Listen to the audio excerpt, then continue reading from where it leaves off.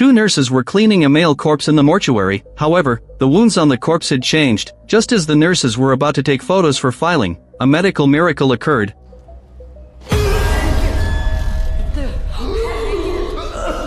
The man's name is Jonas, and he's an orphan. Due to not having a diploma, he can only do odd jobs on the construction site to barely make a living. The only thing to be grateful for is that Jonas has met a girl named Anna who loves him very much. Making phone calls with his girlfriend has become the only pleasure in Jonas' dull life. On this very day, after he finished talking on the phone with his girlfriend, Jonas suddenly felt a severe headache. This had been an old problem of his for a long time. It could be relieved as long as he took a short rest. Jonas originally planned to find a corner to rest, just like he usually did. However, unexpectedly, the structure above suddenly fell off. The workers on the scene quickly surrounded them. One of his colleagues took out her mobile phone and was about to call the emergency number for Jonas. However, the person in charge beside them quickly stopped her. According to what the person in charge said, the sudden detachment of the shelf is a serious accident. The entire construction site needs to be shut down for inspection. At that time, everyone present will have to go back and be on furlough. Hearing the threat from the person in charge, everyone began to hesitate. After that, the person in charge also instigated the workers to secretly throw Jonas' body into a corner and bury it. After all, this guy was an orphan. No one would care about him except his girlfriend. Just as everyone was about to take action, Jonas, who had fallen from the building, shakily raised one hand. Obviously, he hadn't completely died. That kind female colleague really couldn't bear to watch Jonas die like this, and still called the emergency number for him. Soon, the ambulance took Jonas to the hospital. However, by then he was already on the verge of death. After the examination, Jonas had multiple comminuted fractures all over his body, including his skull. There was no possibility of saving him. After Jonas was wheeled into the operating room, he finally took his last breath. After that, the hospital sent Jonas' body to the mortuary, in accordance with the relevant regulations. Then they carried out a simple cleaning of the body. Immediately afterwards, they took photos and prepared to issue a death certificate. Just then, an accident suddenly occurred. Jonas, who had been determined to be completely dead, suddenly sat up. The medical staff were so frightened that they didn't know what to do. Although they were very scared, out of professional ethics, the medical staff still planned to let Jonas have a more comprehensive examination. After waking up, Jonas seemed to have lost his mind, and only thought about escaping from here. He forcefully rushed out of the mortuary. The security guards outside immediately tried to stop Jonas. However, Jonas, who had multiple comminuted fractures all over his body, was now like a professional parkour athlete. He easily bypassed the blockade of the security guards, rushed to the balcony of the hospital and jumped off it, then escaped from the hospital unharmed. After a while, Jonas returned to the rented cabin, and frantically rummaged around for all kinds of things to eat.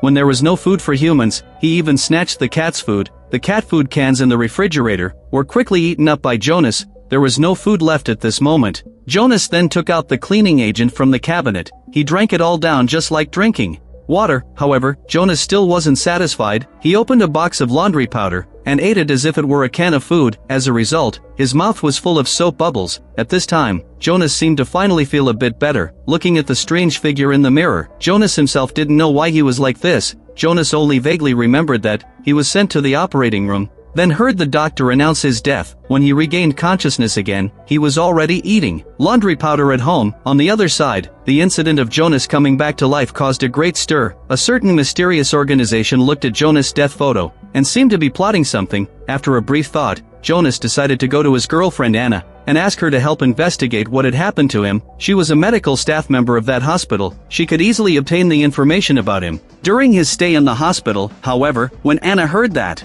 Jonas had come back to life, she simply couldn't believe it. Jonas knew that it was impossible to convince his girlfriend just by words, so he immediately showed the position where he was previously injured, only to find that in just half a day, the wounds on his body had disappeared. At this moment, Anna had to believe that there were really miracles in the world. According to what Jonas said, when the doctor announced his death, Jonas had always been conscious. It's just that he was extremely weak. In order to figure out what exactly had happened to her boyfriend, Anna decided to return to the hospital to investigate. With her identity as a medical staff member, Anna easily obtained the diagnosis certificate that the doctor had issued for Jonas at that time. Then she immediately rushed to her boyfriend's residence. But she didn't know that her boyfriend was facing a life-threatening situation at this moment. At some unknown time, a mysterious man in black sneaked into Jonas' residence. As soon as the man in black saw him, he immediately drew his knife and slashed at him. Fortunately, Jonas reacted quickly and knocked down the shelf beside him. To temporarily block the mysterious killer, Jonas fled in a hurry into another room,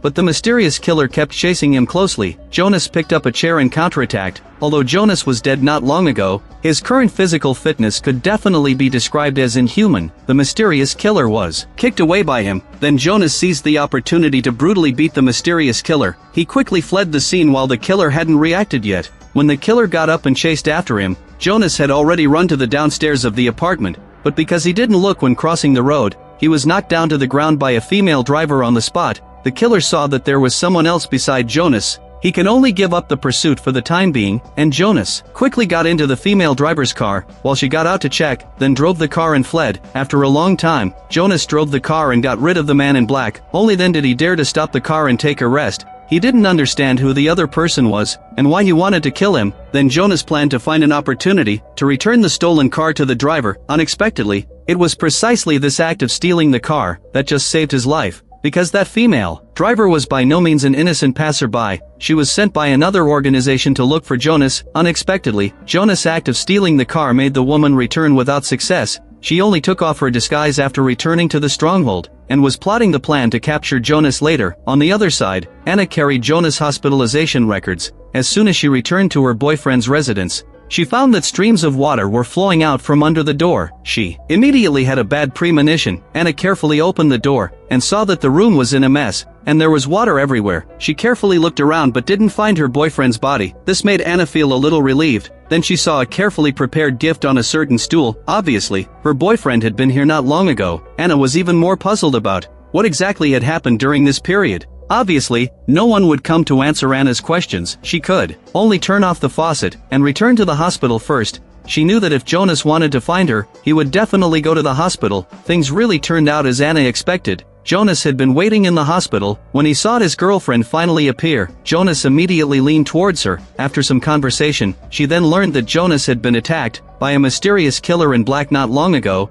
However, this wasn't the focus of what Jonas was saying. He accidentally found that the headache that had been bothering him since childhood had actually disappeared since that fall from the building. In addition, Jonas also said that he felt his body was stronger than before. There was even a faint tendency to be beyond the normal level. Regarding Jonas coming back to life, Anna already thought it was outrageous enough. Now, although she was a bit uncertain about his statement, she didn't directly deny it either. Instead, she suggested that Jonas get a brain CT scan first to confirm that the injury on his head had indeed healed. After all, many of the symptoms Jonas had just described were very similar to the early symptoms of cerebral congestion. Considering that a mysterious person had come to assassinate Jonas before, Anna hid her boyfriend in a warehouse and arranged for Jonas to have a CT scan later. After some time, Anna finally returned again and brought a hospital gown and a wheelchair for Jonas. She simply camouflaged Jonas and then dared to take him out of the warehouse. Then the two smoothly arrived at the room where the equipment was located. Just then, Jonas suddenly found that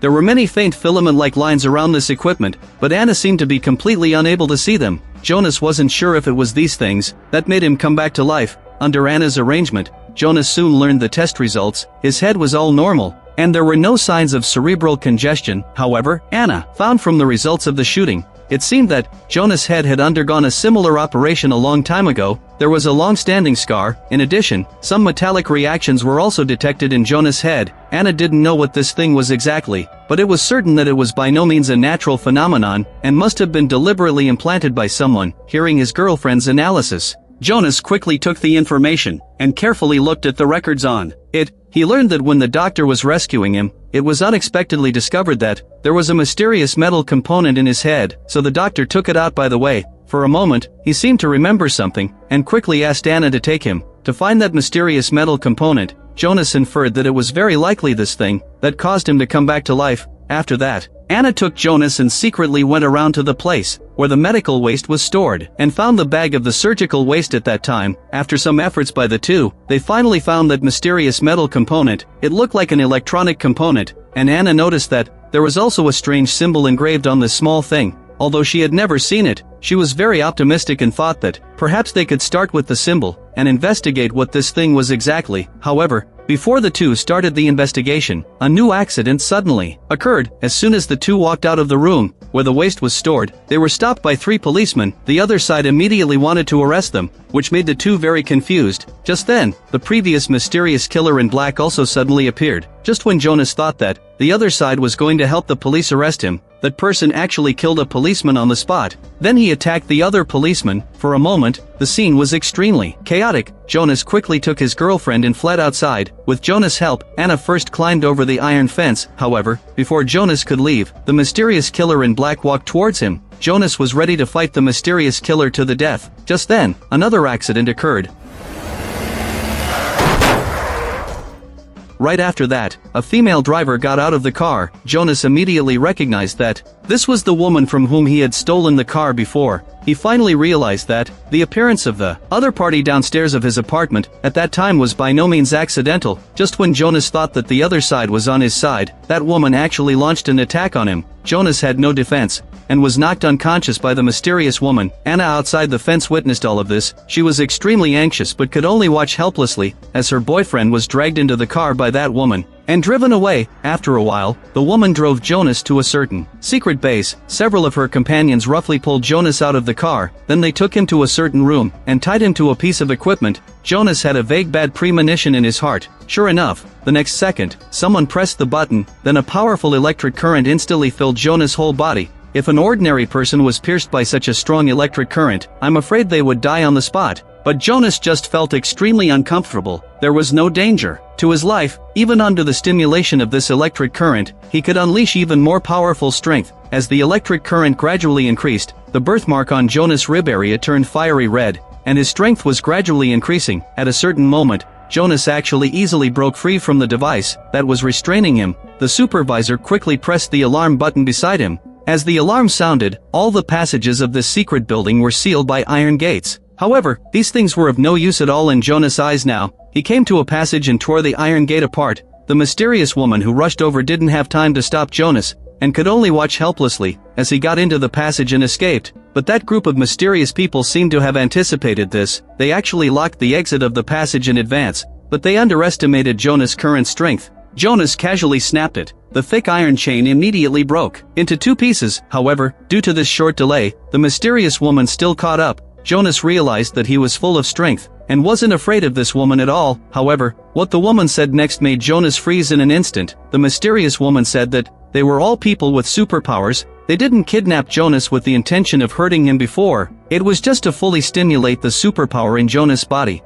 But in such a dangerous situation, Jonas simply didn't believe what the woman said. He quickly fled from this secret base and planned to investigate the truth of the matter alone. After that, Jonas returned to the welfare home where he used to live. He secretly entered the archives of the welfare home and found his own information. From this, Jonas learned that he was sent to this welfare home when he was 2 years old, and in that year, he had a head operation due to a certain disease. Combined with the previous electronic component, Jonas suspected that the mysterious item was implanted in him at that time, but the materials didn't mention why such an operation had to be performed on a 2-year-old child. If he wanted to know all this, he could only look for the people involved at that time to investigate. Fortunately, there was the signature of the surgeon on the information. Jonas immediately contacted his girlfriend Anna and asked her to investigate the doctor with this name. Relying on the hospital system, Anna quickly found this person and sent the current residential address of this person to Jonas. Having obtained the specific location of the target, Jonas immediately prepared to set off. His girlfriend Anna was a bit worried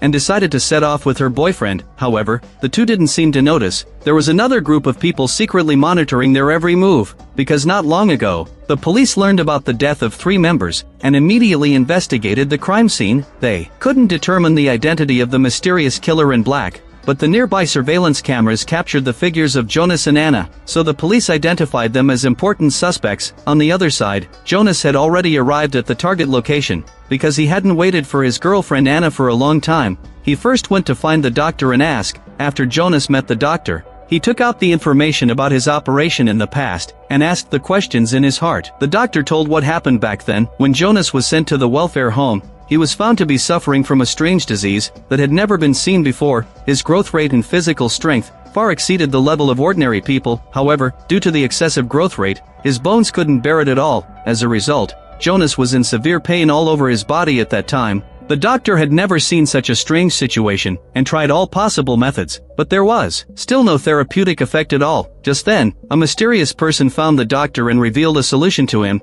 and promised that it could definitely cure Jonah's condition. That person claimed that it was a brand new treatment method. It was currently only spread within a small range, and only known to a few people. Jonas could only be treated with that person's recommendation letter, and the whole process had to be kept strictly confidential. The doctor thought for a long time and finally agreed. After that, introduced by that mysterious person, the doctor learned about a mysterious clinic. Under the treatment of the people in that clinic, Jonas' strange disease really disappeared. Hearing the doctor's account, Jonas quickly asked the doctor if he remembered the location of the clinic. The doctor's memory was a bit vague. He couldn't even remember the name of the chief surgeon. The only thing that could prove the doctor's words was the confidentiality agreement left at that time. Then the doctor got up to get that document, and Jonas waited in the room. He casually looked out the window, only to find that there were several mysterious black cars parked downstairs of the doctor's apartment. At first, Jonas didn't pay attention to these cars. After all, there were a lot of people parking their cars every day. But when several mysterious men in black got out of the cars, Jonas couldn't sit still. Then he saw those men in black go to the apartment opposite. Before Jonas could react, the men in black launched an attack on him. Although Jonas' strength was far beyond that of an ordinary person, what the other side used were by no means ordinary bullets. Jonas struggled for a moment and then passed out, and the doctor, who was an ordinary person, had already lost his life in that chaos. When Jonas woke up again, he actually found himself in a certain room. Obviously, he had been saved by someone, but there was no one around. Jonas carefully looked around. Finally, he met a woman on the roof. The woman claimed to be Leander, and was also a person with superpowers. It was she who rescued Jonas from the chaos. According to what Leander said, Jonas' situation was also a rare case among people with superpowers. He was called a hider, and had a physique far beyond that of ordinary people, and a more vigorous vitality. Most importantly, effects like physical enhancement were just byproducts of his real ability. With Leander's help, Jonas took the initiative to activate his superpower. For the first time, it was those strange threads that seemed both real and illusory. According to Leander's introduction, Jonas learned that these threads were actually information flows and energy flows. Leander's explanation was very abstract, so much so that Jonas didn't understand at all what this ability could do. In order to let Jonas feel his ability more intuitively, Leander took him to a secret space. Several people had already been waiting. There, Leander told Jonas to activate his ability and stare closely at the wall in front of him. Although Jonas didn't quite understand, he still did as he was told. Then Jonas found that the information flows around him actually formed a large net on that wall. Jonas could vaguely see that there was a door under the cover of this net. He instantly understood the principle. The information flows and energy flows blocked the information of this door, so other people couldn't see or sense the existence of this door, and Jonas, who had the ability of a hider, could easily pass through the energy net and touch the doorknob of that door. The next second, a brand new and spacious space appeared in front of everyone. It was still a warehouse inside, but there were many boxes stored in it, which were obviously the targets of Leander and the others. The people waiting outside quickly entered this space and carried out the boxes inside. Just then, Jonas suddenly noticed that there was a mysterious pattern drawn on one of the boxes. He immediately recognized that this was the pattern on that mysterious electronic component at that time. Jonas guessed that there was likely information related to himself in the box, so he immediately took this box away. After a while, Jonas, Leander, and the others returned to the base. The boxes carried by those people were filled with various priceless antiques and curios. Only Jonas' box contained a document bag, but Jonas wasn't disappointed. This made him even more convinced that there were things related to himself in it. But before Jonas could check, a mysterious person quietly appeared beside him. Jonas immediately became vigilant, but he found that it was actually the woman who had kidnapped him before. Jonas was now sure that what the woman said was true. Only then was he willing to talk to her. A few minutes later, the two came to the side of a certain road. The woman claimed to be Ed, and was a detective with superpowers. She was specifically responsible for investigating crimes committed by people with superpowers, because her ability was to enhance her senses and investigative ability. According to what Ed said, not long ago, a baby was brutally killed. Judging from the situation at the scene, it could be determined that it was done by a hider, because hiders were very special and kind of like parasites. They had to absorb adrenaline at regular intervals. After learning this situation, the Brotherhood, the organization that manages hiders, hired Ed to investigate this matter. She found that Jonas had fled in a hurry from the hospital, where the incident occurred on the day of the crime. That's why she found him. Jonas was very helpless about this. It was completely a coincidence, and he happened to be a hider, but Jonas also had evidence to prove that he wasn't the murderer. Looking at the photos that Jonas took out, Ed then learned that Jonas was sent to the hospital because of a fall from a building on that day, and he recovered his superpower after the doctor removed a mysterious electronic component from him. Ed looked at the mysterious symbol on the electronic component and couldn't help but fall into thought. Then Ed told Jonas that only she could clear his suspicion now. During this period, Jonas had to fully cooperate with Ed. Just at this moment, Ed's subordinate, who was disguised as a beggar, slowly walked over from across the road. Just as Ed was about to get out of the car to greet him, she saw a van suddenly stop beside the beggar. Before Ed could react, several men got out of the van and pulled the beggar into the car.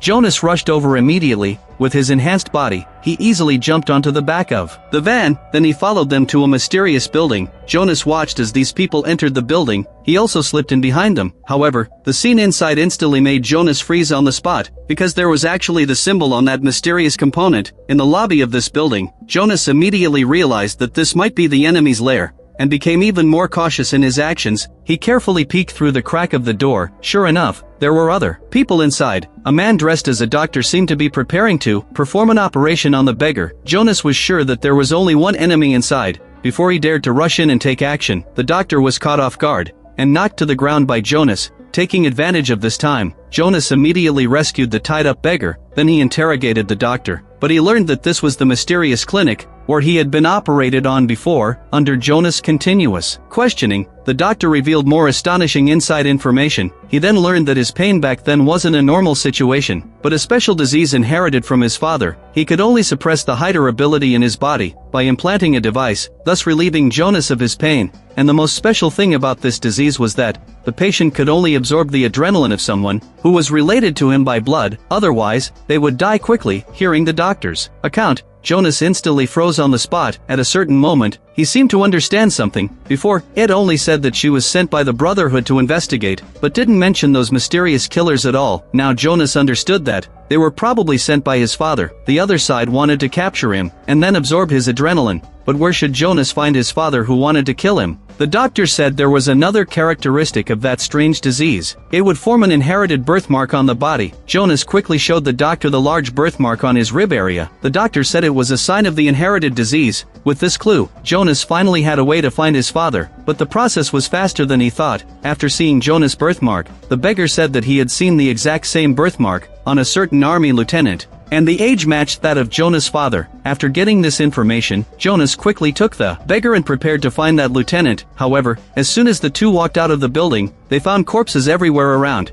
and Ed was also seriously injured and lying not far away. Jonas quickly went up to check. At this time, Ed was on the verge of death. She only told Jonas to take the photo in her pocket and find someone named Berg. That person would help Jonas continue the investigation, and then she passed out. Jonas immediately arranged for the beggar to send Ed to the hospital. He himself went to find that person named Berg. Soon Jonas found this person. After listening to his account, Berg took out a thick photo album. It recorded the photos of all the surviving officers in the war that the beggar mentioned. Soon the beggar found the appearance of the lieutenant in it. Jonas couldn't calm down for a long time. That was his father, whom he had never met. Most likely, he was also the mastermind who wanted to kill him. After that, he learned that this person was the father of the baby who was killed in the hospital not long ago. Thus Jonas was even more certain that this guy was the one who wanted to kill him. In order to find the other side, Jonas immediately rushed to the hospital to visit Ed. At this time, the other side had completely recovered. Jonas guessed that as a detective with superpowers, Ed most likely had the contact information of the other side.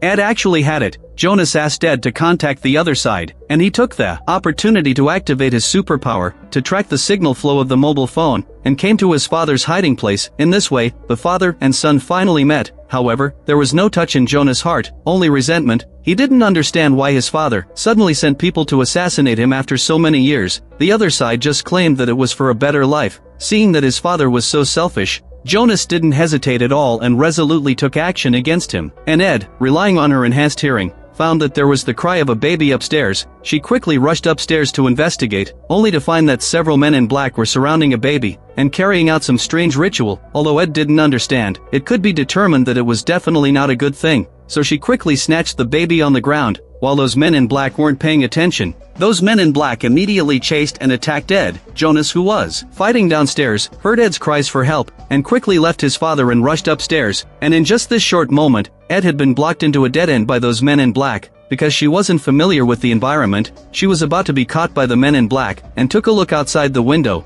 then jumped out of the window without hesitation. Jonas, who rushed over, was controlled by the men in black. Fortunately, the height here wasn't very high, as an enhanced person with superpowers, Ed wasn't injured, and then she got rid of the pursuit of those men in black. Seeing that the ritual had failed, the men in black actually released Jonas and quickly fled the scene. However, these people obviously wouldn't give up so easily. After a while, several men in black gathered in a room, and no one knew what they were plotting again. The film ends here. The Swedish drama Hidden starts with a strange construction site accident. It brings the audience into a dark world that combines supernatural suspense and family entanglements. The biggest highlight of Hidden lies in its subversive setting of superpowers. Hiders are not heroes or villains in the traditional sense. Instead, they are tragic beings bound by both genetic diseases and ethical dilemmas. The life and death struggle between Jonas and his biological father isn't only a tear in their blood relationship, but also a confrontation between human selfishness and the instinct for survival. However, the multi-threaded narrative is a bit chaotic. The side plots fail to be perfectly interwoven with the main plot. Some twists rely on coincidences, weakening the coherence of the suspense. Hidden tries to explore weighty propositions such as genetic curses